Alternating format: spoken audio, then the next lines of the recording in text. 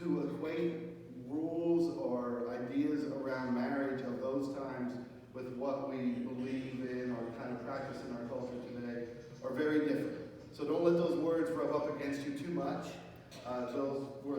Marriage had a different understanding then than it does today in our culture. Last week I mentioned using the Lectio Divina to kind of come to the idea of talking about salt and focusing in on that one word and how I do that often. I did that same thing this week, but to be honest, it wasn't really that necessary. It was still helpful, but I knew right away where I was going to focus on this week because I honestly knew where a lot of commentators and scholars have focused in the past. It's the word but. It's at the center of the scripture for me.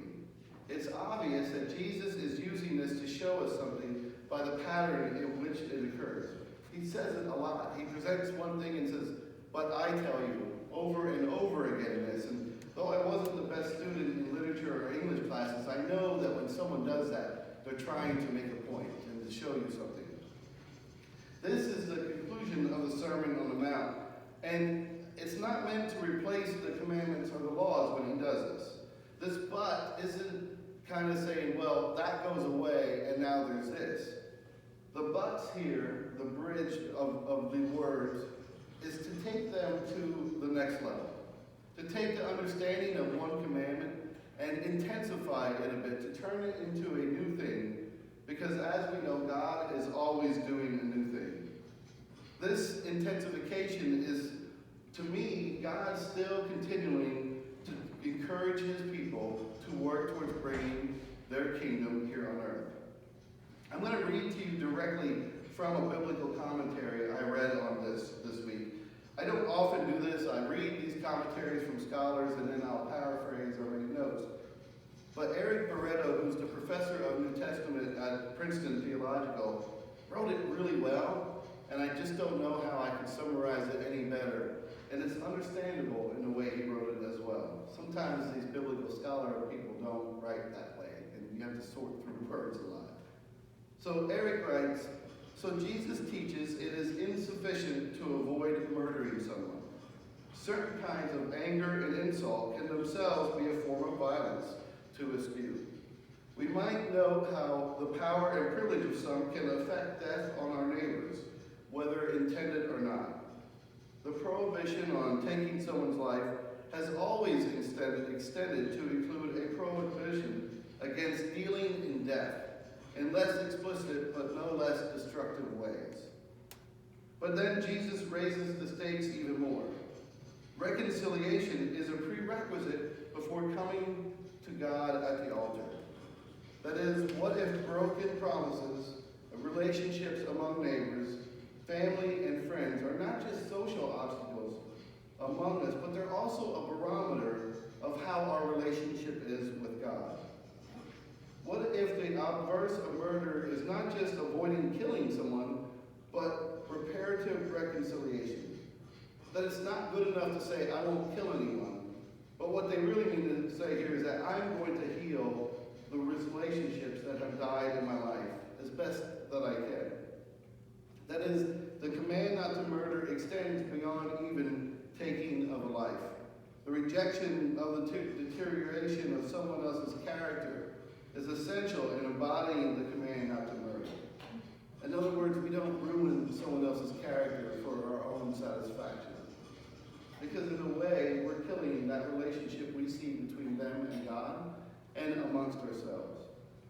Relationality is itself a way to draw near to God, who calls us to righteousness.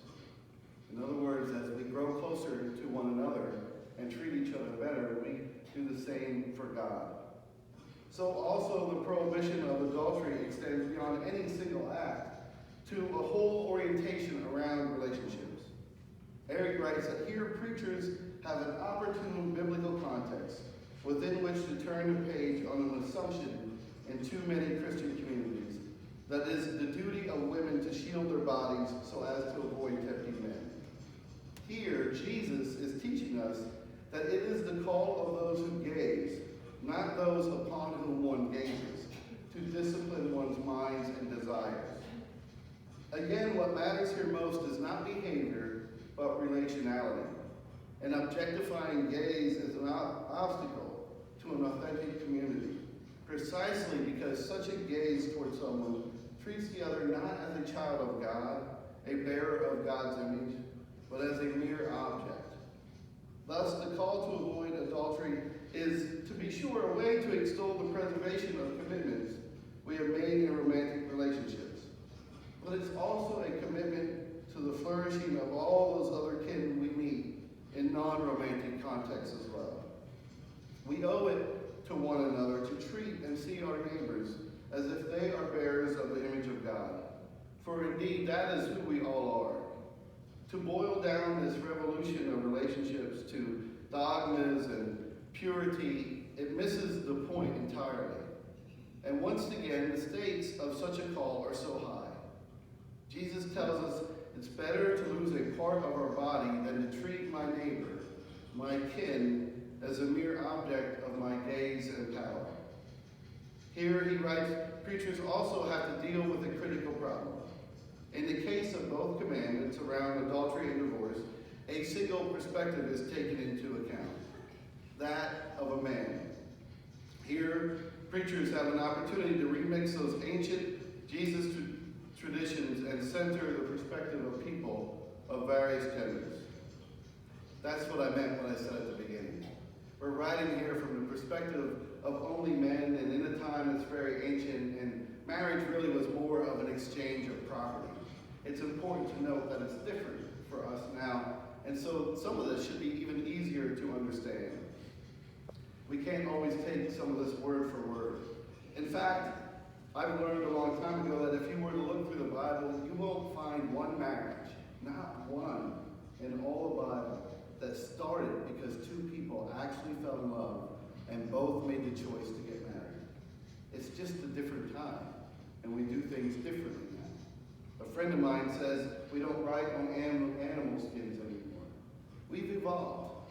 There are spiritual truths in Scripture, but we're different from them, and that's okay. So I thought about, all week really, I knew what I was going to write about on Monday already. Maybe it was even Sunday. How do I come up with a real world, a current context in this? What can I say to the people of this congregation that makes this relate, this intensification, that the commandments are good, but here's even more. What we're doing, yes, we should not kill, but what God really means is let's take this to another level and not destroy each other, even in our spirits. And it's funny how I came to that one example, because when I finally got it, I think on Friday, it just hit me clear as could be. I was scrolling through Facebook, and I've become a follower of Bell and Evans. Anybody ever heard of Bell and Evans around here? Right, I've started to learn a lot more about them. You know, I'm nosy, just like everybody else is on Facebook. So I follow them, and their videos pop up, and I watch all sorts of videos about chickens now, and all sorts of things I didn't know before. But I saw an interview this week of Scott Seckler at the Pennsylvania Farm Show, and he was talking about how they believe in taking things to the next level. And I don't know if he'll be here today. I don't know if you'll tell him this, and it doesn't matter. It fits. It just fits. And I'm glad that it does, that we can relate to it in this way. Scott wasn't talking about just taking Bell and Evans to the next level in order to gain more business. He was talking about his role on whatever board he's on with the state agriculture board and taking the whole state to the next level. Not just to elevate his business, but to elevate the whole poultry industry, and beyond that, everybody that produces meat. He was kind of talking a little bit spiritual about it, if you ask me. And he talked about the word organic, how it means a certain thing, and you may not all know exactly what that means. But to him, it should mean even more. Yes, you can call yourself organic if you do this one thing, but shouldn't it mean that in his example, and I hope I get this right, even more, that if you're going to serve someone organic chicken, that the food that chicken should have ate should all been produced organically as well. And all sorts of other things. I'll have to get a tour one day to see exactly what he's talking about. But it really was the best example I could find. There's good enough. There's the rules. There's the laws around which every poultry operation has to operate. And get inspected. But Scott doesn't think that's enough. That we have to intensify this a little bit. Not just for, to increase profits, but because it's the right thing to do for God's creation. I've never seen someone who owns a business like this talk so lovingly about chickens. He really cares about them. It seems to me. I imagine, other than the blue vest, he might walk in here one day holding one. It's just, it kind of comes through in that. And I get that. Though I've never been a farmer or in agriculture myself, I've been around that world enough to totally understand that. But then this allowed me, when I saw this, to think about examples right here within our church, not just within our congregation. You can take the blanket drive we just did recently. Jesus tells us to clothe the naked. I would assume that also means helping old people get warm. So we stumbled across an opportunity to help the Salvation Army. And their goal was to collect 50 blankets. And this church decided, well, we're going to collect 50 blankets and meet their whole need just on that. We can do this. I was a little nervous about that, I'm not going to lie. I wasn't sure. So we stepped up how we collect blankets. And you've probably done this in the past, but it was new to me. We didn't just say it here. We didn't just say it in the bulletin. We put it on social media. We put flyers around from Wayhart to Pine Grove. And we probably got 25 blankets. I'm going to say we got 50 blankets probably from people who have never even come to worship here. We got, and another 50. We ended up getting, as a bingo Friday night, 100 blankets. Because we just took that a little bit further. It would have been really nice just to collect 50. But we got 100. The taco dinner last night. We don't just take the teaching to feed people to a level of giving folks the bare minimum and basic bland food, which is okay. You're feeding people, and I get that. But we have here in this church a food pantry that offers dignity in the way you go through it. That offers not only food with the government stamps on it, but cleaning supplies and toys and hygiene products and even pet food when it's available. Sometimes people get frustrated if we don't have pet food, I just found out last night, but we'll work on that. We don't sit there, even though we can, and I will tell you that I've thought the same thing. Why do you have so many pets when you're having trouble feeding yourself? I know, I bet some of you have thought that, because I've thought it myself. But I'm still going to buy cat food, even though I am not a fan of cats. Because I know for some of these people, for some people in the world, just like me and my dogs, that their relation to their cat actually helps them feel closer to God. It actually helps them feel loved. I don't get it with cats especially. You just have to know that about me. That's a real thing with me. They scare me in some ways. I would sooner hold a boa constrictor than a cat. That's the truth. I'm not mean to them, and I've done both. But it's kind of it's a thing with me. My daughter will tell you. And we take our community dinner. So we decided to have tacos. When we did that, I don't think anyone in the room knew that last night there would have been at least a half a dozen people here who never had a taco in their life. I didn't know such people existed. They worship here, some of them. And I thought it was neat as could be. They were excited because they've never had a taco. Then I was nervous, what if this goes bad and they don't like tacos anymore? This could ruin everything for them. But at least a half a dozen people. I just didn't know. And believe it or not, that's a good experience for someone. I would have never imagined that we here in a community dinner would allow someone to experience something for the first time. When my daughter was growing up, it didn't matter what we did. The best thing was the first time we did something. When I took her to the zoo for the first time, or on the train the first time, or she saw a bear the first time, or whatever it was, that first time is magic, just like tacos can be. And the thing is, this thing last night, it looked nice. It was, Caroline really set this up really nice, and others, but I'm just going to give you all the credit because I don't know who all was here. And we even had centerpieces that Robin picked up. I don't know where she got them, but she got them. And it just felt to me, I started actually calling it, when I saw this developing, not a community dinner. I was making posts on Facebook, and I started calling it a community feast for all. It looked more like a banquet or a feast than it did a simple dinner. That's cool. Jesus went to feasts. He sits at the head of the banquet table. It's good to give people full bellies when we have the ability to do that. It's really good. And to not just say, oh, well, we're done, let's throw it away, our excess. We're going to make sure that goes to people in need as soon as we can.